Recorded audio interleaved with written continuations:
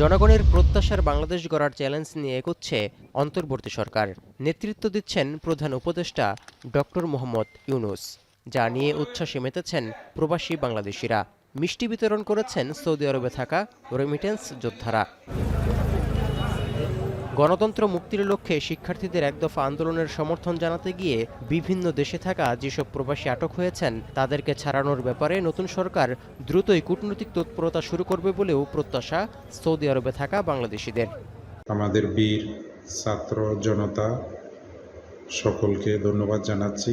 আশা করি এই অন্তর্বর্তী সরকারের অধীনে একটি গ্রহণযোগ্য নির্বাচন হবে জনগণের প্রত্যাশা অনুযায়ী। আমরা আশা করি যারা জেলে আছে বিভিন্ন দেশে এই বাংলাদেশের গণতন্ত্র মুক্তির জন্য সংগ্রাম করছে তাদেরকে মুক্ত করার জন্য বাংলাদেশের অন্তর্বর্তীকালীন সরকার একটা ভূমিকা রাখবে। এছাড়া বিদেশে যেতে মাত্রাতিরিক্ত অভিবাসন ব্যয় নিয়ন্ত্রণ ও প্রবাসীদের বঞ্চনা বন্ধে অন্তর্বর্তী সরকার কার্যকর পদক্ষেপ নেবে বলে প্রত্যাশা মালয়েশিয়ায় থাকা প্রবাসীদের। পাশাপাশি দেশের শিক্ষা ব্যবস্থা উন্নয়ন করা ও শিক্ষার্থীদের মেধা বিকাশে আরও সুযোগ বাড়ানোর আহ্বান দেশটিতে অধ্যয়নরত শিক্ষার্থীদের। প্রবাসীদের যে একটা হয়রানির শিকার হতে হয় বাংলাদেশ এয়ারপোর্টে, এই হয়রানিটা যেন আর না হয়। বিশেষ করে প্রবাসীদের যে লাগেজ যে রুলসটা আছে সেই রুলসটা আগের নিয়মে হলে সুবিধা হয় প্রবাসীদের জন্য। এখন অনেক কিছু চেঞ্জ হয়ে গেছে যাতে প্রবাসীরা প্রতি মুহূর্তে হয়রানি হইতেছে আপনার এয়ারপোর্টে।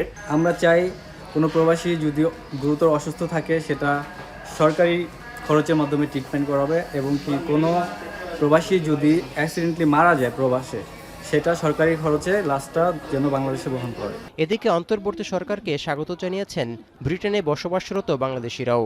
তাদের আশা ডক্টর ইউনূসের হাত ধরে এগিয়ে যাবে বাংলাদেশ। দ্রুতই নিয়ন্ত্রণে আসবে আইন শৃঙ্খলা পরিস্থিতি।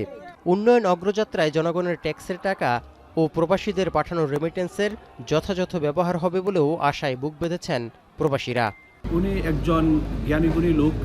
আমরা আশা করব উনি দেশকে অতি তাড়াতাড়িভাবে সর্বপ্রথম যে জিনিসটা করতে হবে দেশের জন্য আইন শৃঙ্খলাকে ফিরিয়ে নিয়ে আসতে হবে। যুক্তরাজ্যে যেমন দেশটা চলে আপনার ট্যাক্সের টাকায়, জনগণ থেকে টাকা নিয়ে দেশকে উন্নত করে।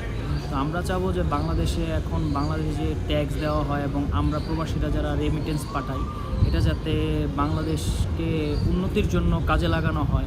গণ আন্দোলনের মুখে শেখ হাসিনার পতনের 3 দিন পর বৃহস্পতিবার নোবেলজয়ী অধ্যাপক ডক্টর মোহাম্মদ ইউনূসকে প্রধান উপদেষ্টা করে অন্তর্বর্তী সরকার গঠন করা হয়।